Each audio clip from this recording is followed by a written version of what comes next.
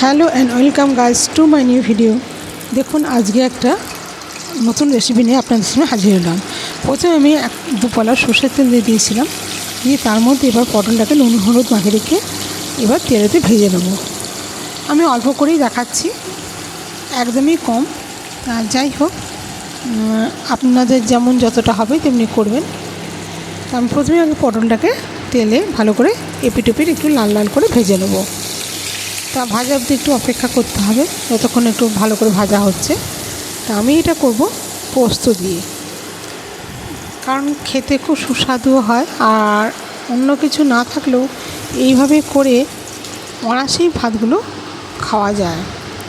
আর এটা রুটির সঙ্গেও ভালো লাগে, সবাইতেই ভালো লাগে। তা যাই হোক, দেখুন আমি করছি, আমার পটলটা এবার ভাজা হয়ে গেছে। আর বেশি খুব একটা লাল করব না।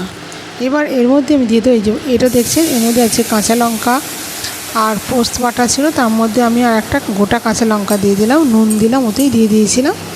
দিয়ে এবার আমি ফুটতে দেবো, একটু সামান্য পরিমাণে হলুদ দিয়েছিলাম, দিয়ে ফুটতে দেবো। ফুটে গেলেই আমার তৈরি হয়ে গেল আজকে পটল পোস্ত।